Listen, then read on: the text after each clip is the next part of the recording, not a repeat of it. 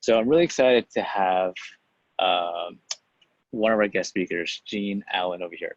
So my name is Rob Wu. I'm the CEO of Cosvox. A bunch of you have seen me before, so I don't want to waste too much of our time introducing myself. But one of the things that really excites me is about the board of directors at a nonprofit. So every nonprofit that we work with over here at Cosvox, our digital fundraising platform, has a board. And high performing boards are the ones that really excel and exponentially grow nonprofits, while good to bad performing boards actually get in their way. So they're preventing the staff from actually achieving the impact that they can have. So I met Jean a long time ago. She's a super awesome guru in everyday nonprofit. And today she is here to present to us on how you can actually build an active and engaged board. So Jean Allen, she runs Jean Allen Consulting. You can see her on our on webcam right now. Jean is, she does a lot of board leadership and development retreats. She's worked with dozens, maybe hundreds of board members. She's a board source certified governance trainer as well. So she is the guru that you need to be listening to for the next 45 minutes on how you can actually take your board to the next level. So Jean, how are you doing today? I'm excellent. We're getting some rain here, which we haven't had in a long time, so that's a good day. Yeah, so you're based in North Carolina, right? Yep, we were in the middle of having not enough rain coming through, so we're very happy to see rain. Yeah, and I think our audience might be thinking like, where the heck is Rob? Like, I am actually at the airport. So I'm actually taking vacation tonight, but then there's a whole bunch of weather issues on the East Coast, a whole bunch of rain. So I decided to hop on an earlier flight with my wife so that we wouldn't get cut short on our holiday. So that's why I'm here. So thank you all for bearing with me. So my name is Rob Wu. I run Cosvox. Cosvox is a digital fundraising platform for nonprofits. And what we do is we help you create fundraising campaigns, whether it be donation pages or peer-to-peer or crowdfunding campaigns, very easily. We help you raise more with less effort, so you don't have to struggle with pouring in a lot of time. You don't have to struggle with budgets. You don't struggle with clunky technology. We actually help you launch your fundraising in a way where it's more efficient, more effective, and get more results. If you want to check out Cosvox, you can go to cosvox.com. You can definitely request a demo or trial. So feel free to take a look, and we'll be happy to talk to you more about Cosvox. Well, without further ado, Jean, I would love for you to just introduce yourself as well as kick us off with how our audience today can engage and activate their board. Excellent. Okay. So are you sharing the screen back with me, or am I taking it over? Yeah, let me just close it out, and then you can press the share button to share your screen. In the meantime, I just want to say hi to Beth Peck, say hi to Nicole from Alberta, Agape House, want to say hi to Dave over there, Elizabeth Lucan, want to say hi to you as well, long time no see, a whole bunch of other folks as well. Just for logistics as well, someone just chatted and this webinar is being recorded. We'll edit a little bit and we'll post it online and send it to you so you can share it with your friends, family, as well as board members. As what I was going to say, share it with your board members. Yeah. Hey, Jane, I see your slides on. I can hear you loud and clear. I can see you as well. So you're ready to rock and roll. All right. It's all working. Yay. Excellent. I love the questions people are putting in here already. Kind of standard, crazy questions that we ask about how to deal with boards. And I think you're going to get some answers. That's my intent. Can't answer everything about boards. We only have a little bit of time. This is me. Rob's already introduced me. The one piece is I also teach with the Duke University Nonprofit Management Program, which is actually for adults in the nonprofit world. Not necessarily, it's not for undergraduates. So we work with the community, we work with foundations, and we do a lot of great stuff. And in the right-hand corner, NC Tech for Good, I am one of the coordinators of a local group where we do technology for nonprofits using technology, just all the topics, monthly meetups. So I bring kind of some curiosity about technology into all this. However, what I want to start with is talking to you about some board composition trends, because I believe these kind of lead into the points I'm going to make today. The trends I'm seeing, one is board composition. board development trends. The composition is moving more from who we know individually to being much more strategic. So the idea is using one of these board matrices you might have seen, using some sort of conversation where we say, what's our gap analysis? Who's on our board? Who's missing skill-wise, geography-wise, demographic-wise? And people are being much more strategic about who's on their boards. So you may say, we don't even recruit, we just desperately ask people. Well, that's true.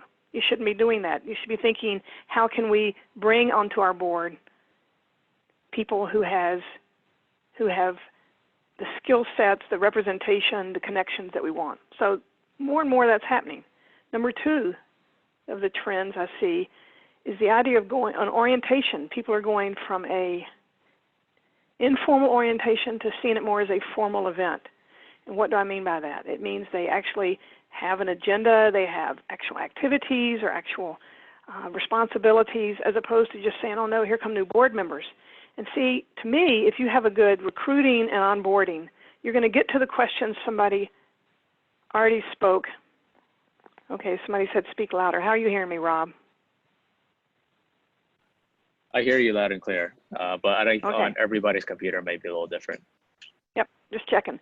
So one of the comments was, how do I get rid of a board member who doesn't show up? And part of what I would say is that's the end. The beginning is to make sure you're orienting people so they know what's expected of them. You're recruiting people who understand what's on there. I mean, I know that's a short answer, but really it's if we're better at bringing through the composition board members on and better at orienting them to the position, then you're less likely to end up in that situation where you have to ask somebody to leave. The third trend here is education. And the idea behind this is I see more and more that people are spending time in their boards educating in two ways. One, on the mission, and two, on board responsibilities. And they're embedding that throughout the year. So it's not just having retreats, but it's figuring out ways that we can dive deeper into our mission throughout the year, as well as take time to look at what are our roles on this board. I can tell you, a lot of people show up on boards and they have no idea what they're supposed to do.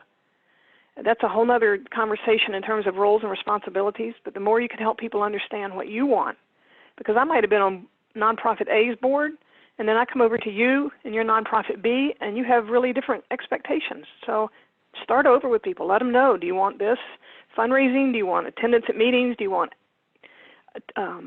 appearance at events? What is it you want from people? So education about the mission as well as education about board roles. Number 4, evaluation. People are moving towards kind of more accountability. So I'm going to give you some ideas about how you can do some assessment of board members so that you can not just think of evaluation, but think of assessment. And then the idea of leadership, which is the idea of having a more defined, intentional leadership role for your board members. If somebody's showing up and being eager and doing pieces, we kind of just throw everything on them, but we might kind of have a little bit of a pathway. So that kind of sets the tone. These are the practices I said we were going to talk about. Framing questions, I think if you can frame your questions differently, you're going to have different discussions. If you have intentional questions, you're going to end up having conversations within your board that are very different. I'm going to give you some examples, but I feel like this is so important. If you can just start thinking of different ways to pose the questions, you're going to get more out of your board. Annual imperatives, what do you have to do scheduling out for the year? How do you spend time educating your board? A little bit about consent agendas and agendas in general. How you can use a dashboard and then assessment. I mean, these are just 6 little pieces of working with a board. But I do think some of you had comments that said, how do we get a board engaged? How do I get people to show up? I think you're going to start to see, if you start working with some of these ideas, you're going to feel successful. Your checklist for high-performing boards. What I see here is what I'm saying here is to think about governance as a process, not just an event, not just something you do one time. So it goes to that education piece that we need to be aware on kind of an ongoing basis. What are our roles? What is responsibility? Look at your boardroom culture. How do you bring people in literally into your boardroom when they're new? You need to spend time investing in the board CEO partnership, kind of defining what that means. And again, I'm going to say ask questions. Rather than show up and give people the prescriptive answers, ask questions. And then make sure that the time you spend together, especially at your board meetings, is on items of consequence.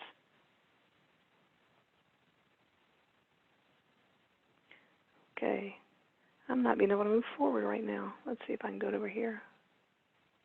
There we go. This is a question I often start when I'm doing any kind of board retreat. And the idea here is to get people thinking about how they see the board, how they see the board's role.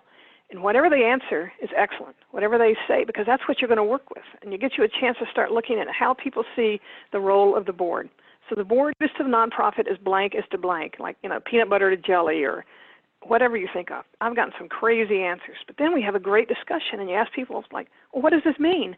But you're getting a sense of what people think about the board. So this is from a latest group I went with, and these are some of the answers I got. So, then what I do is I ask people, well, I get a list, and I say, well, who said roots to trees? Please explain what you meant. And you can get a sense of whether people see the board's role. There's kind of three mindsets that I'm going to lead you into. And people tend to say answers that fall into either kind of a controlling aspect like landlord to tenant. They see the board as controlling what happens with the organization as being the back watch. Or they might give an example like rudder to the ship, so it's more directional. I even had one say that they saw the nonprofit as inspiration to the poet, which is kind of fun that they saw it that way.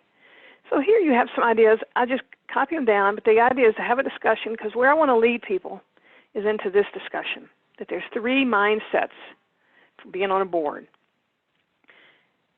Ultimately, if you want your board members more engaged, the bottom line on all this is to make sure you spend time in all three of these. Done. That's the idea. Now I'm going to tell you how to do that. So I would say most boards are pretty good at the fiduciary aspect. The fiduciary aspect is where we are watching how the money's spent, we're making sure we meet the legal obligations. It's all the pieces that are yes and no, black and white, check, no check. Boards, that one's pretty easy because there's not interpretation, there's not conversation in the same way. We know if the budget's been approved, we know if we're meeting the budget. Then we get into strategic. Boards have gotten a lot better with that because it's the idea of establishing priorities, selecting which direction you want to go. What are we going to do? What are we not going to do? And there's some boards, and there's some moments that boards get into the generative. My best example of that was a story somebody told me who was in the food banking system, whose boss went to the National Conference of Feeding America. And these are all the people who've worked with any kind of food banking, food pantry, all the different groups. The head of Feeding America, which is the network, kind of pulls them together, got up in front of all these people and said, we can't food bank our way out of hunger.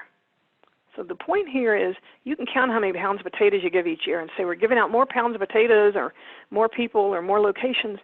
But if what you're about is hunger, you're not really solving your problem. So sometimes you need to look at these generative questions. Another example is some of the cancer organizations. Think of all the illness organizations. They're really working to get rid of the illness. So they have to help with people's individual problems, but they also have to help with research, and they have to help with getting drugs to people. So it's not always about just counting the actions you've done, and boards can get stuck there. So that's why you want to have this generative focus, occasionally where you take a bigger question. So here I'm going to break it down for you, and you're going to have these slides so you can go back and look at it. So we have fiduciary, strategic, and generative. And what we're looking at here is the idea of how would I describe these. So the first way I look at this is to say, fiduciary is being the steward, and what they're doing is paying attention to where we spend our money and where we don't spend our money. The strategic is looking more down the road, saying where do we want to go versus where can we go, where have we been, so they're being a strategist.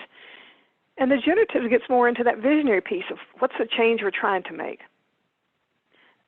What they're doing, the actual action, is looking at appropriate resource use, resolving priorities, and sense making. So if you start thinking about this, let me go through the rest of this. Fiduciary does the oversight. Strategic is doing more insight. When you're doing the generative work, you're looking at foresight. So the last I'm going to show you is what's the big question you could ask when you're looking at these three areas. How can you get a board thinking? So the idea is fiduciary falls into what are we going to do? It's very defined. How are we going to do it? It's the big how, not the little how. How are we going to make a difference with providing food in our community, not we're going to give food out on Tuesdays. How are we going to make a difference with cancer, not how are we going to get people to the service. So you have to think of the how as a big picture, not a little picture. And then the generative, you're thinking, why are we going to do it? Why do we do this? This is for your board to think about.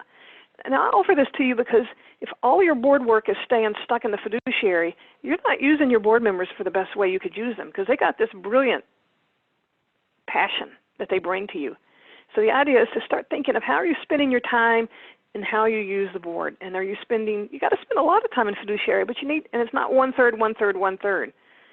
And in any general year, you might spend more time in fiduciary. But what you're looking at here is over time, over a couple of meetings, over a couple of months of interacting with your board members, how are you making sure that you're spending some time asking those bigger questions, which, of course, we're going to talk about a little bit. But this is the framework to think about working with your board members: fiduciary, strategic, and generative. I'd said we're going to look at 6 different areas. So I want to start with framing questions. So what I'm going to do is kind of take you through a kind of different scenarios of looking at some questions and how they could be, you could integrate them into your board meetings or just board work in general. You're going to get these slides so you can go back and look at them, but we just want you to get started with thinking about bigger questions. In a very simple way, you could get your board members to sit around in small groups, pair it off, small discussions, and have them talk about what makes a good board meeting and what makes a bad board meeting. And then start from there. People will tell you what makes a good board meeting, and they'll give you suggestions. And they'll say, I like it when we start on time. I like it when we end on time. People might say what makes a bad board meeting. But what you then have, what's important about a conversation like this is it's the people in the room having the conversation. It's not something you found from BoardSource or on Rob's blog or anywhere, but this is your people saying what makes a good board meeting for us. And then you start with that. And if they have too long a list, then we can say, well, what are the top 3 that we want to look at that we could try to do? And what are the top 3 bad things that we'd like to never do? And if they happen, how do we make them not happen? So what you're having is a real-time conversation on a real issue where you're starting to say, what do your people expect? And I'm going to refer back to this one later because I think starting with a question like this is pretty easy to get people kind of more engaged. I like to think of this as old thinking and new thinking when I talk about asking better questions. So I have a list here under what I just call old thinking, and it's the idea that here are questions that board members might ask when they hear reports or you're sitting in a meeting, and then I'm going to show you on the right side a different way to ask that question. And you're going to see that the old thinking tends to represent more the fiduciary, the more exact answer. How much money? We have A, B, or C. How many beds? Will this program attract clients? Yes or no? They're very definitive questions, so that my new thinking questions are going to be questions that get you thinking more in that strategic or generative aspect. So the first one, instead of saying on the left, how much money do we have in reserves, the question might be, how might we use the operating reserves? That's where you want to use your board members because you're getting my brilliance. I might give you an opinion that you've never heard. I might have some insights. How much money do we have in reserves on the left side doesn't give a lot of room for input. How much might we use the operating reserves? How might we use the operating reserves? It gives you a lot of room to have a great discussion.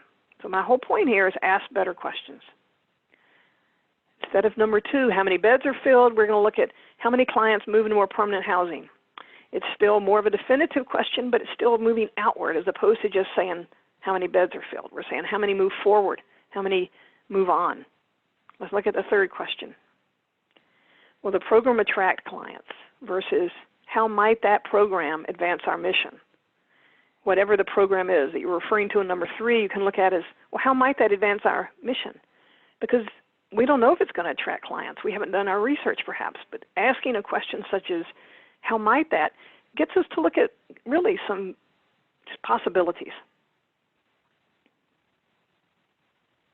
How many clients use our assistive technology on the left, and on the right, how might the assistive technology help our clients? And you've noticed I have how might instead of like how does. That comes out of design thinking, and they ask a lot of questions in design thinking that says how might, because it's a way to just kind of think of it as opening up discussions versus shutting them down. Because what you want to do is get your board members feeling engaged in the conversation, feeling like their input's important. And let's look at this last one. How many students did our educational grants support versus how did our investment in education change school performance? I think you're getting my sense here that the difference in the old thinking and the new thinking is how can you come up with better questions? And it's not up to you as executive director or you as one board member, but what you want to do is start creating kind of that culture in your boardroom where you ask good questions. And if you have a few, start with them and ask people, what might be some other questions we need to ask? I'm just trying to show you some samples here. So I hope your brains are already starting to rumble in a good way and you're thinking, okay, we can start to get some questions going and getting people thinking. So a little more about asking good questions.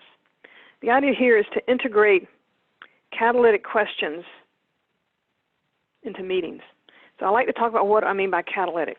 Catalytic to me are questions that are more likely to bring creativity along or exploration. They're not questions that are dependent on logic or data. These are just big questions, and I can tell you, if you put one of these in a board meeting every other month, if you meet once a quarter, you can put it in there, you're going to start seeing some very interesting conversation.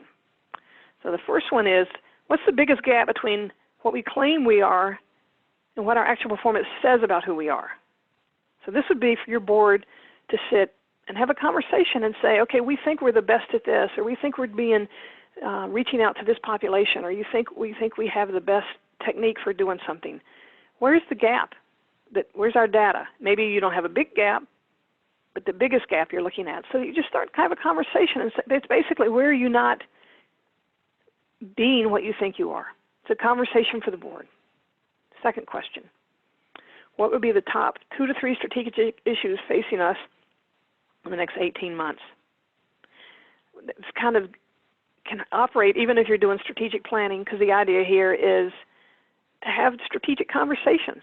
What are the top 2 or 3 strategic issues in the next 18 months? You could put people in some small groups and have them identify some of the issues going on. This could be on top of the strategic planning discussion. This could be in place of one, but not in place of a plan, but in place of a strategic planning discussion. Just getting people to look. It could be we need a new building, we're going to have to grow, we're going to need more staff. You got it. What are the issues? The next one, 5 years forward, what will our key constituents consider our most important legacy of this board?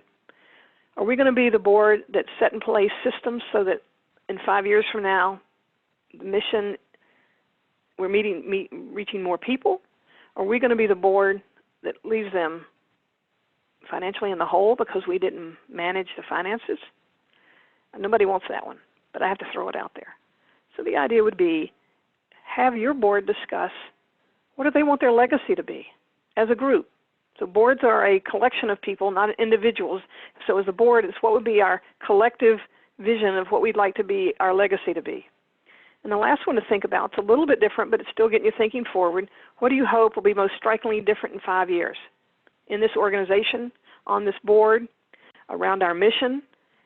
I mean, if you're working with cancer, you could talk about what do you hope to be the biggest strikingly different in 5 years. I saw a Habitat and Humanity person in the comments earlier.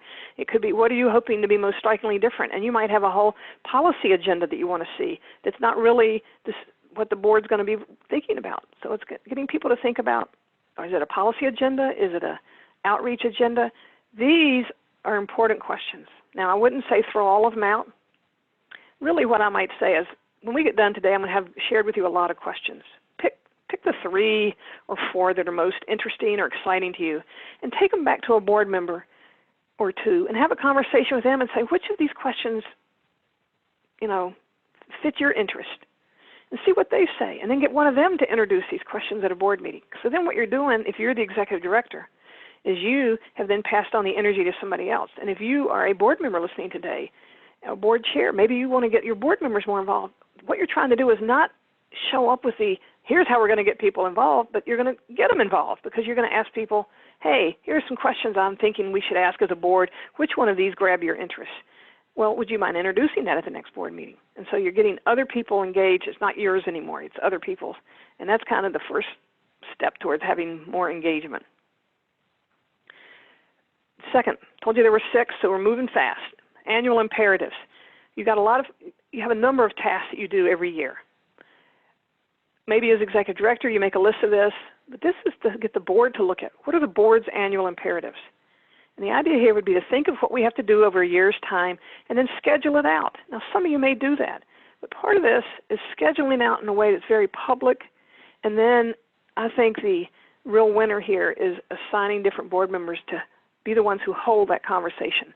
They're not the expert, but they're the ones who show up ready to kind of promote that conversation. So if we're going to do something in September, we're going to do something next June, you can assign somebody, and I show up kind of ready to ask some good questions. And I might work with the executive director. As a board member, I might come in and work with the executive director. What you're doing is you're spreading out the annual imperatives, scheduling them, sharing them with the board, and then asking board members to pick up one that they'd be willing to chat about. So you're getting people digging into some issues. You get people coming along to board meetings with a role to lead a discussion. So on the left, you see the word actions. So this is just, I just wanted to give you a pretty picture. You probably want to do this on an Excel spreadsheet, but I just wanted to show you this in a pretty way. So let's say I'm thinking of a board that meets every other month. So I have 6 months here. So in January, we have tasks. In March, May, July, you can see what's there. You know, you have the ED review in January, so you just make sure every year you have it signed up. You could look in September. We're going to do our fundraising review. You can look in May. We're going to do our policy review. So when it gets to May, or maybe right before that, you might say, we're going to look at the conflict of interest or the whistleblower policy. Or you might look at your investment policy. So you could get more specific when you get closer in. You could leave that up to the person who's assigned it. But what you've done is kind of schedule. You've probably heard that story where you put the big rocks in the container first, and the medium rocks second, and then the little rocks third, and then you pour the sand in, and how you can fit more in if you do it that way. These are your big rocks.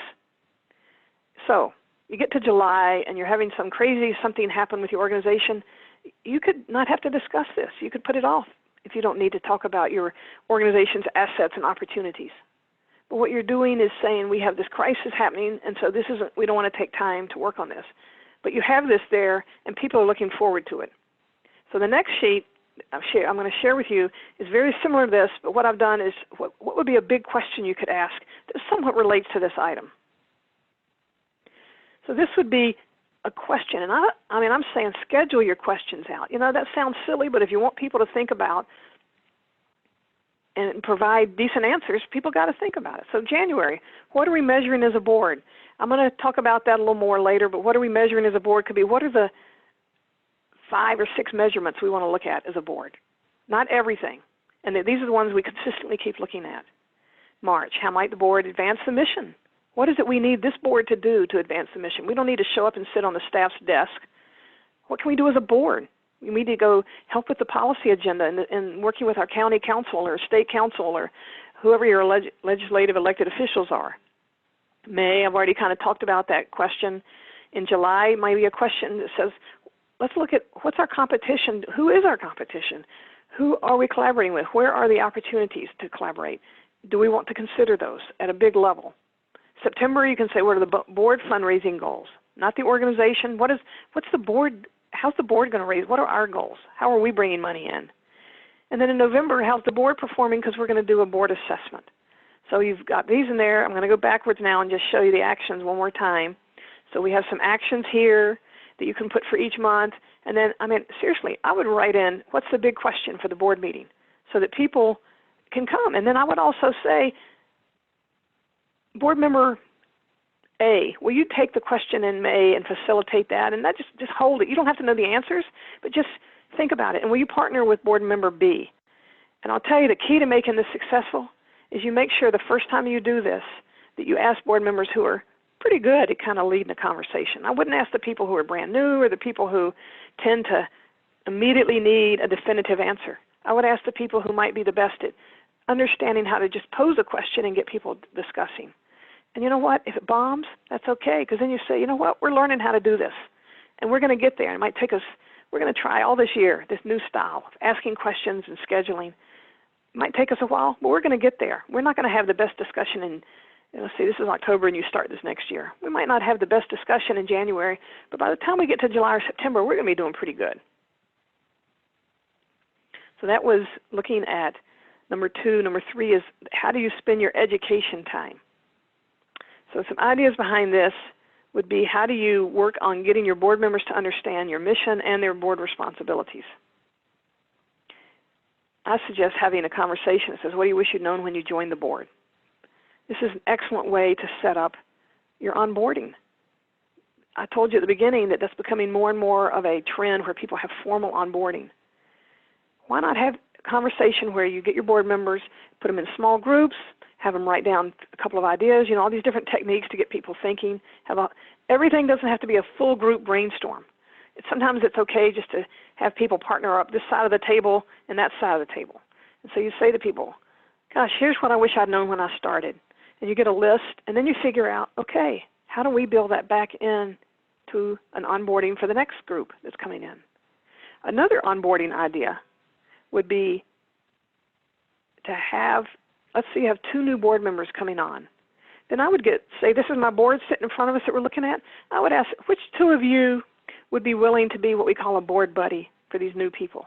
And as a board buddy, what you're going to do as soon as they get nominated, as soon as they get elected, call them up and say, hey, this is Jean. I'm your board buddy. I'm going to meet you when you come to the meeting. I'm going to be there at the door. And I'm going to save a seat for you, and I'm going to sit next to you. And any questions you have, you can just ask me during this first meeting, and we'll connect and just chat right afterwards. So when you show up at a new board meeting, you walk in a room, you may not know people. They're all sitting in the same seat that they always sit in that's become their seat, and they're all looking at their phone, and nobody's talking to anybody, and you're even awkward even when you know people. But here, I'm sitting there, and you show up, and I go, hey, I'm Jean. We talked on the phone. Come on in. And I look you up on LinkedIn ahead of time, or I look on whatever you shared with me. So I connect to you. You sit down. We go through the board meeting. At the end of the board meeting, I say, great. Glad you were here today. Can I call you in 3 days? Let's set a time for about a 15-minute phone call. And let me just say, you can ask anything you want to know about. Did you not understand why we did something, how we did something? Just a quick conversation. We set a time. I call you up. And you say, I've never seen a board do this and this. And I go, oh, we just do it. It doesn't matter. You're connecting. And then I say, I'll meet you at the second board meeting. After that, you're on your own. I'll give you 2 board meetings. So that's what a board buddy does.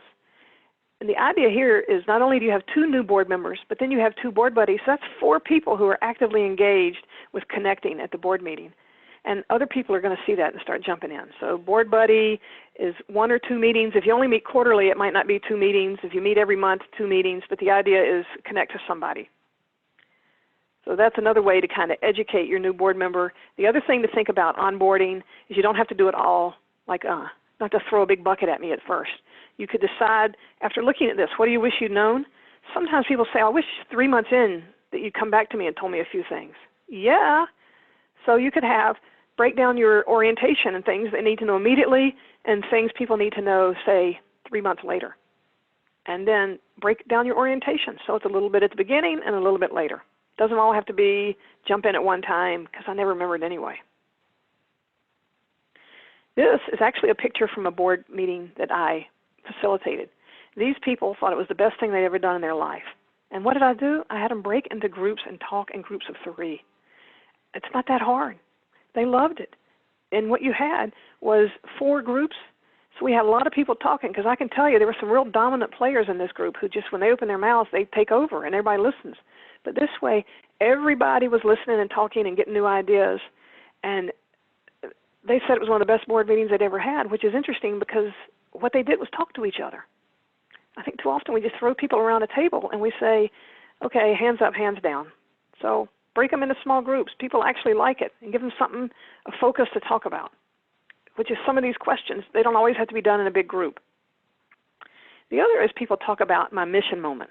And often people, when I ask, do you do a mission moment at your board meeting, what people will do is they have some client come in who has a wonderful story, but it takes a long time. So I say, get your board members to share what their mission moment is, and to say, I'm going to assign so-and-so to next September. So you need to go out and observe the programs, or look on our webpage, or do something. Be ready to tell us your mission moment, and we're only going to give you like 5 minutes. And set the timer. At the end of 5 minutes, you're done. It's just to get people sharing, your board members sharing what their mission moment is, and not always going back to the clients. So agendas. Okay, looking at board meetings and how you can make board meetings a way to build a more active board. I've already given you some ideas. I would be amiss if I didn't start by talking about consent agendas. Many of you probably already do this. Many of our legislative bodies, school boards, and all those do a consent agenda, which is basically putting the items that just need an up or down vote at the beginning of the meeting. It could be 3 or 4 items, we vote, and it's done. And then we move on. So I'm going to talk about what's commonly found on a consent agenda. what you would not want to put on a consent agenda, and hints to make it work. So commonly found would be minutes of the last meeting.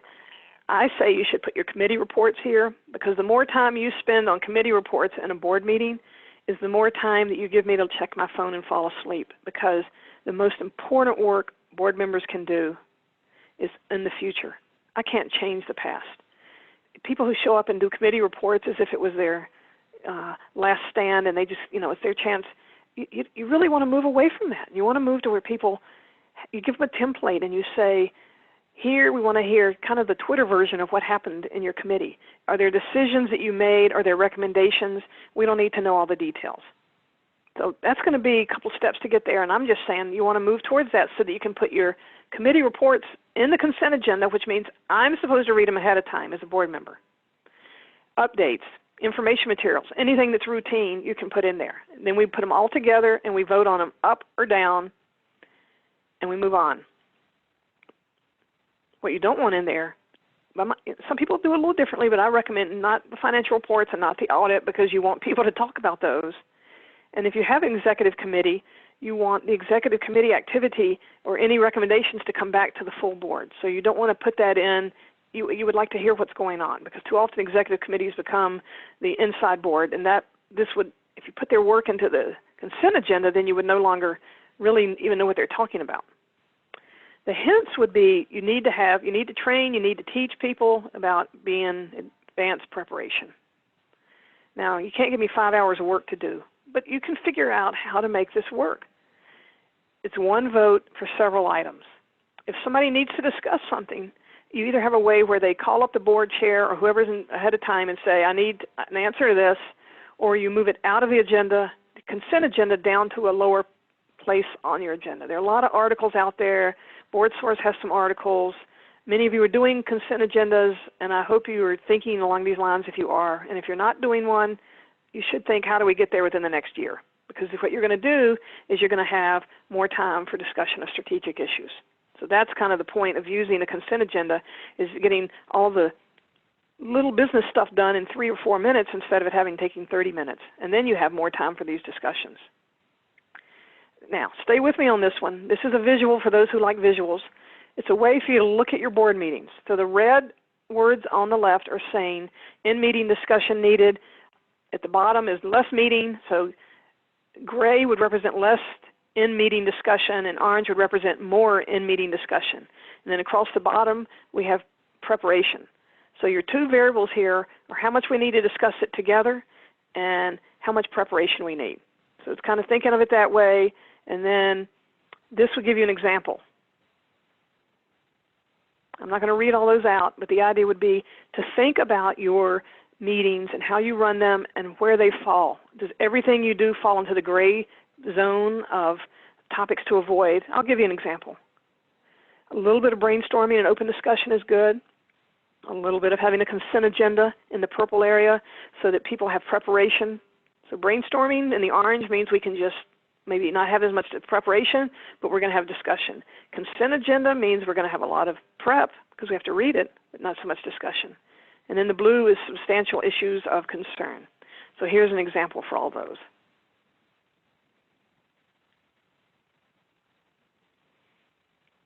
So what you would do with this is then kind of look at your board meetings and see where you're landing. This is for those of you who don't like visuals but like Excel spreadsheets. You could put your topic, decide whether it needs discussion or prep, what's your big question, and then assign a board member or leader of that conversation. And you could put date on here, but this would all be about your board meetings and how you're kind of looking. It's kind of an analysis of how you're spending your time. Those of you who had questions, I wrote down one question was, how do we get more people talking at board meetings? Assign people different pieces, let them know what the big question is, start with little pieces, ask people. That question is, what makes a good board meeting? What makes a bad board meeting? People have opinions on that one, let me tell you. Dashboards. This is a way for you to kind of measure what the board is doing. So the key, I'm only going to show you some examples. The key behind what I'm going to say about dashboards is that it's the same measurements. You don't change them up every time you meet. So you pick what you as the board are going to look at and then follow that. And I'm sharing with you some examples of just what it looks like because there's not enough time in the world to go into all the different measurements that you could use. So I just want you to see some samples that I have found through this research, and I look out there and see what are people doing.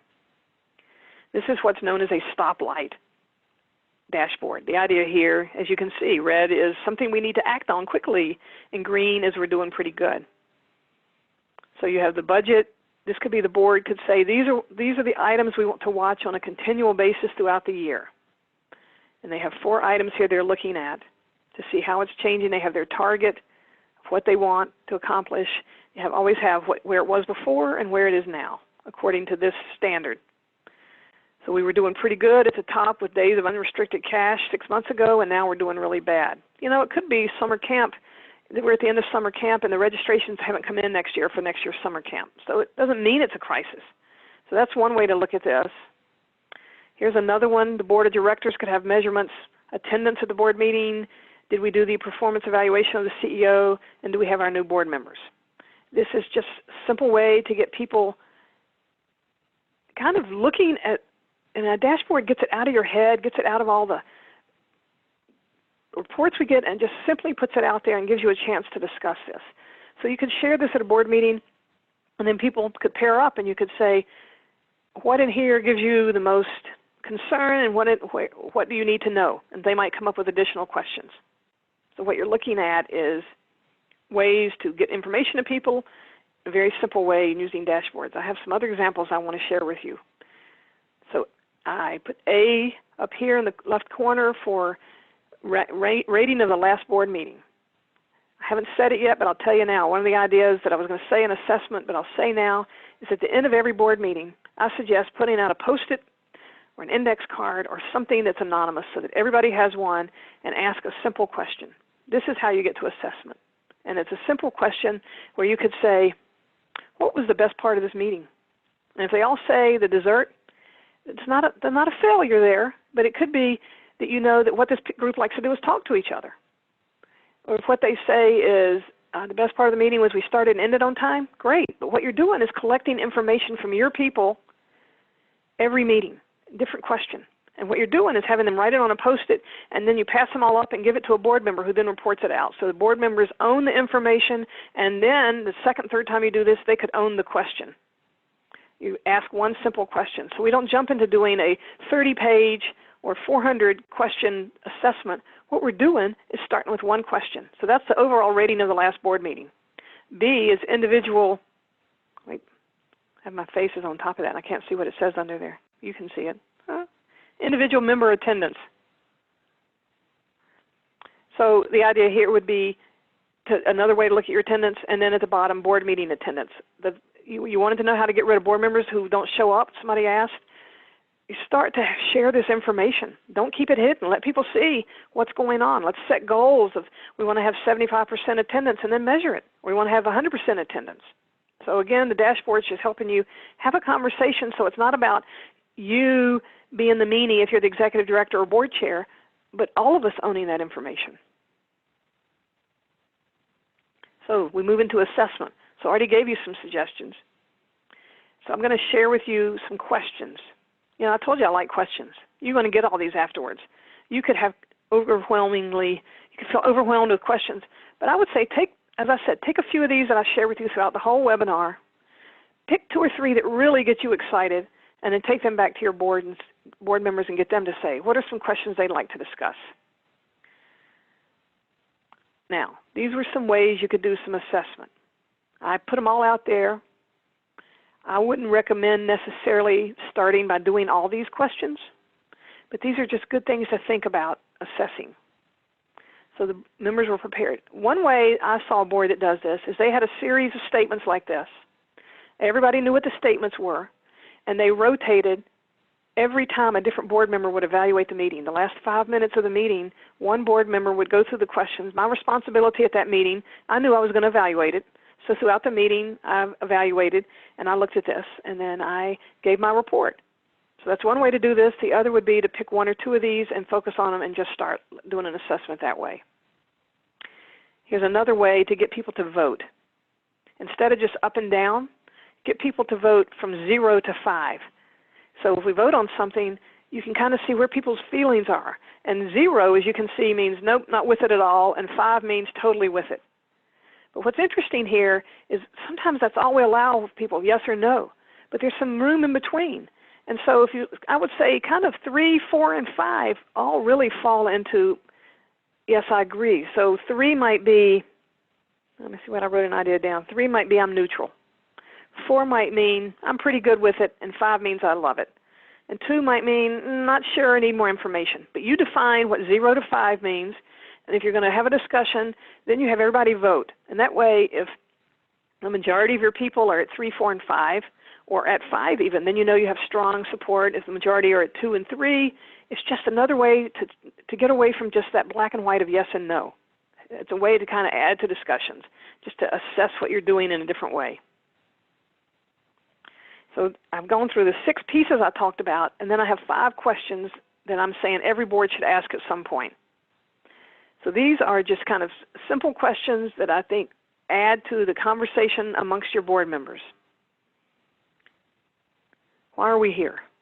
What is it this board's supposed to be doing? People just come down, they sit down. I'll tell you, I had an executive director call me up once, and she said, you know, my board members all show up for the board meeting. They eat lunch and they leave, and nobody does anything between meetings. But the problem is, she was a staff member. Now she's the executive director. The last executive director never asked anything else from people. The last executive director just said, never asked for people to be on committees, never asked for people to actually make work happen. So sometimes you need to stop and say, why are we here? Is it just to eat lunch and come together? Or are we supposed to raise money? Are we supposed to move this mission forward? Why are we here? Your answer is what's going to be important. How do we define success? And not for the organization, but for us as a board. What would a successful board look like? How do we define success? How can this board be of most value? This board this year. I mean, that's a great question to ask at some point during the year. How can this board be of most value? And to have a conversation, but to ask the executive director, to ask the staff what they think, and then use all that information. I mean, think of how that to me is such a deep question that you could get into. And it's not just finding the first answer, but it's looking at all the answers people would have to say. And then deciding, how can we be of most value? What behavior are we settling for? Now, we always hope we're going to identify that one person we don't like who never shows up. But you know, if they're on the board, you got to get to them before you get to they've never showed up. And you need to set some tones for what's the behavior we're settling for, which goes back to what makes a good board meeting and what makes a bad board meeting. You could also say, what's a good board member in general? What do we aspire to, and what do we not want to do? So you're asking questions, so you're not ever pointing the finger at one person, but you're having a conversation. And then this is one I mentioned very early on. What the 5 things are, but I think you should have a conversation and say, what are 5 things we should track as a board? You could track how much money people give if you want to. You could track how much time they give. You could track connections. We could track the quality of our discussions that we then rank after a board meeting. We could track, you know, after every board meeting we're going to ask a question, and we want to, when we're rating the board meeting, and we want to make sure our ratings are at that neutral or above. We don't want to ever have negative feelings about our board meetings because they're boring or we didn't cover stuff. But you need to find out for your board, what are 5 things that we track as a board, and what would be the most meaningful to your group. So I just want to go back to this list that I mentioned. So governance is a process. All of these questions help you become better at governing. All of these, paying attention to your 6, which I'm going to show you in just a second. The attentive to boardroom culture, from the onboarding to having small group discussions to having assessment, so that you're paying attention and making your boardroom situation useful. Investing in the board CEO partnership and spending your time where it matters. So this is what we covered. Framing questions, scheduling out your annual imperatives, making sure you have education time, looking at how you can use your agenda and how kind of analyze it, look at your dashboards, and look at ways for assessment. So Rob, are there any questions you want me to try and answer? Yeah, we have a whole bunch of questions. A lot of people are saying, like, the presentation you just shared is amazing. A lot of great insights. Now, I tried to kind Yay, of look at some of these yay. questions just now. People were asking, when you have a board that's not in the same city, where they can't meet face to face, how do you help build long distance engagement or relationships within the board? Well, a quick answer that I would say is I would ask people to have Zoom time separate, one-on-one. Put people on a committee or on, Gene and Rob, I want you to discuss this question before the next meeting. Do your own Zoom meeting so that we have to interact personally and not just in this group of 5 or 10 or 25. Or put 3 people together and say, we want you to meet. I mean, that's just a quick answer, but that's one thing I would do is get people to interact. The other might be to have some way where you actually have people's LinkedIn profiles or social media available on a sheet for everybody, so I can look up and see that, oh, you went to this university, my cousin went there, oh, I used to live in that state or that country or whatever. So help people. That's a quick answer, quick and dirty, but quick. Yeah, I think that's a great one. I think just more FaceTime with board members directly, so not staff board members or ED board members, but within board member to board member can help facilitate a lot more engagement from within the board. Another question that we have is, this might be a tricky one. So this staff member is asking, so there's a founder that is sitting on the board and the founder sometimes kind of is becoming a roadblock or a hurdle for the org and the board to really achieve their impact goals. Any tips or advice on how to best manage the founder of a nonprofit? So the founder is on the board, but we don't know if this person, they're not the paid staff, they're not the executive director, they're a board member founder. Is that what you sense? Yeah, so I think this is probably like an ED, let's say, having trouble with the founder, having trouble managing the founder who sits on the board. What are some of the best ways to navigate around that relationship? Well, some of that I think we talked about today even would be getting good questions out there, getting a chance for people to talk in groups so that the founder's opinion is only in, you saw my visual of that board where everybody was in a group of 3. Well, if you have 15 people, there's only one group of 3 that's hearing what that founder has to say, and there's 4 groups that are hearing other people. So that eventually you might get other people speaking up and you're realizing that we have more interest in these other areas and not where the founder is. But the other thing, and I didn't talk about this, is I think you need to think about term limits and how you can move a founder into the next role of their life, which would be an advisor. I never use the word board twice. There's only one board, so call it an advisory council. And I know you think you can't do that, but you might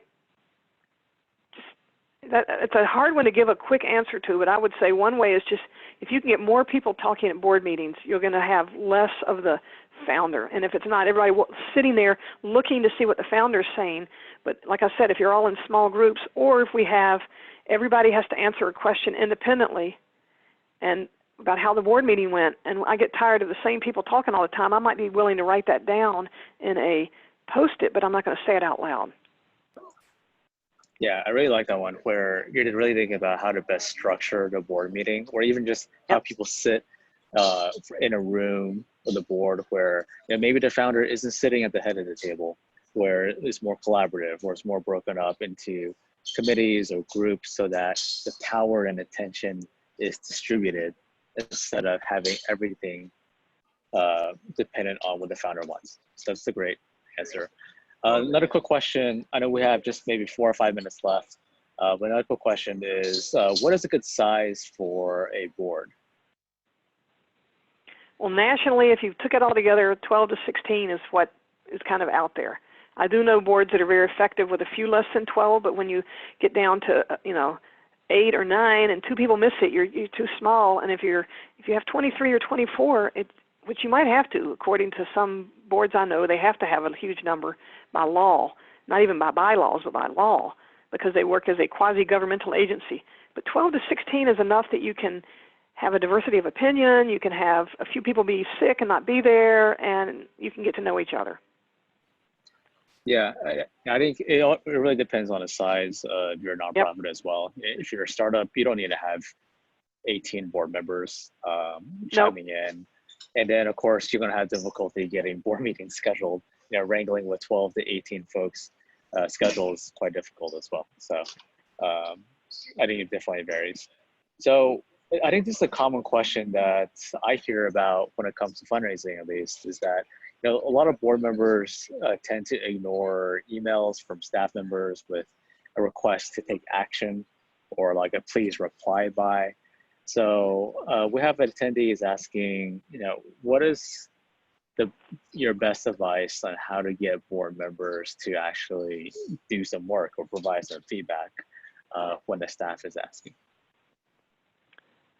Well, sometimes it's seen as people just staff offloading their work to the board. So some of it to me would be to get board members engaged and asking the good questions. Now, if people aren't responding to emails or text or phone calls or whatever, I would ask the board chair to have a conversation and say, how do we as a board want to respond? What's the best way? How do we want to make this happen? And make it just totally not about that one bad person, but about all of us. And how do we want to respond? How do we, and do you want to have it so that you can identify what's your favorite way? Do you want phone calls, emails, or text? And whichever they are, you're saying, I'm going to answer. I mean, that's maybe a lot more work for somebody on the staff, but if they answer, it's not more work. If I knew three board members need a text and 3 need a question, a telephone call, and 3 need an email, that might be a pain, but if you knew they were all going to respond that way, then you're getting 100% response. So it's a better that way. Yeah. What was the other part? What was the other part of that? You said responding, and then there was another part of that question. Either responding to emails or even just doing assigned tasks. So I think this is a great kind of lead-in question to the next one I want to focus on is, what do you do about inactive board members that haven't attended meetings, that aren't replying to your emails and asks, or board members that are just not providing input or no-shows, that kind of the absentee type of board member. What do you do about those folks? Well, I have to say this, the first step is to start at the beginning, not the end. And you're at the end right now. If you're not showing up, I'm already like aggravated.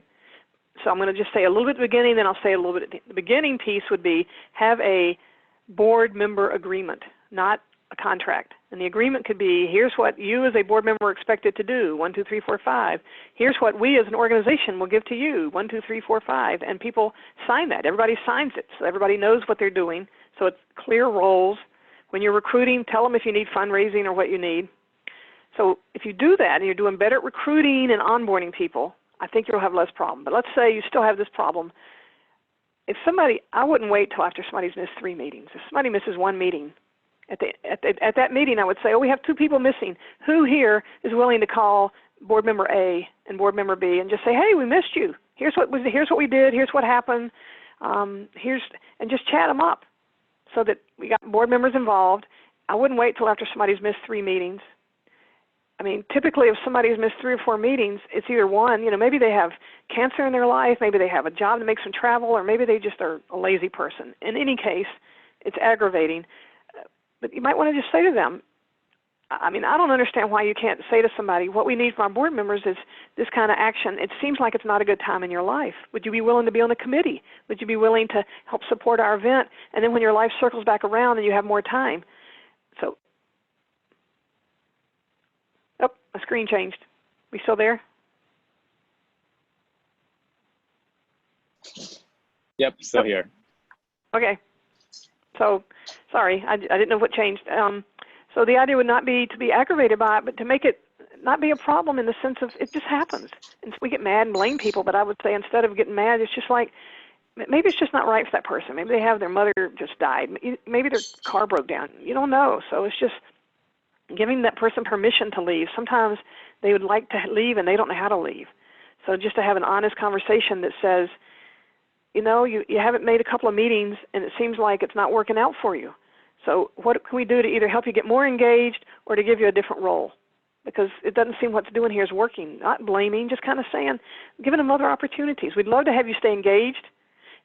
Usually it's the problem because it's somebody that's an important political figure in the city or somebody who gives a lot of money and we don't know how to let go of them. So the other option I say to people is create a important person advisory council, whatever you want to call it. And have them meet with you twice a year and have breakfast. And that's all they have to do. And they stay connected and they love you, but they don't want to be on your board. They don't want to do all the work. But they love your meet, they love who you are, and they want to stay connected. So figure out a way that you can get them engaged that way. But offer people an off-ramp. I think sometimes I mean, I don't want to be on a board and never show up. I don't want to be embarrassed. I don't want to not give money. I don't want to be the bad board member. So just meet them, call them up, get somebody to call them up and just say, what's going on? It seems like it's not working out for you. Yeah, I think it's really important just to manage not only the expectations of board members and having that agreement, but also just providing folks with the right fit. Because a lot of people enter into boards because they're passionate about the cause, they want to help, and it's hard for them to kind of decrease their commitment when they want to support the organization. So I love kind of that alternative. I love kind of your approach about kind of giving folks an out, providing them a better fit so they can continue supporting an organization without being burnt out about the work that you have to do as a board member. So now, Jean, I think we are up at time. I want to, so if people want to kind of learn more about kind of what you do and your expertise in boards, where can they go? They can email me at jean@jeanallenconsulting.com. It's on the beginning slide, which they'll see eventually. If they have some questions, they'll feel free to send me an email. My name is spelled Jeanne, so it's jean@jeanallenconsulting.com.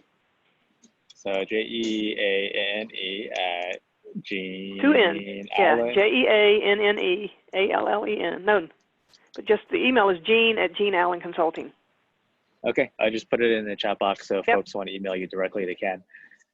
Great. So I think at jeanallenconsulting.com also is your website. So there's a ton of information on there, as well as some additional resources that nonprofits can tap into. Is that right? Yeah, and I use my LinkedIn profile actually as a way to do a lot of my sharing. So that's as well. And love to connect anybody who wants to connect that way.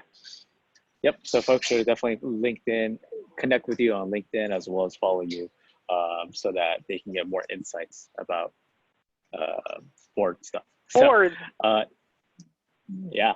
Let me see. So I think we're up at time now. This webinar is going to be recorded.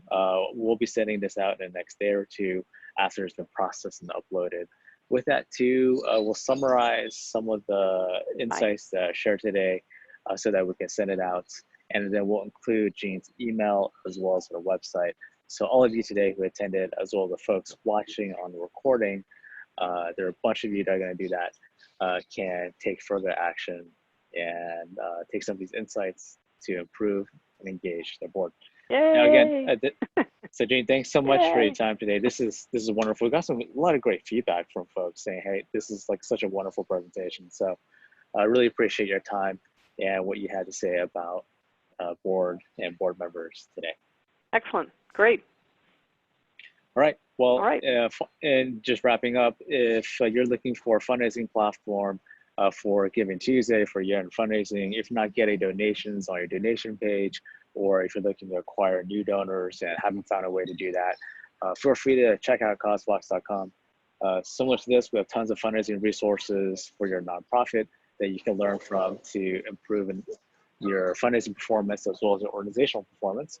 But also we provide the tools and fundraising software for you to make that happen. So feel free to check us out, causebox.com. If you have any questions, feel free to let us know. Well, Jane, thanks so much for your time.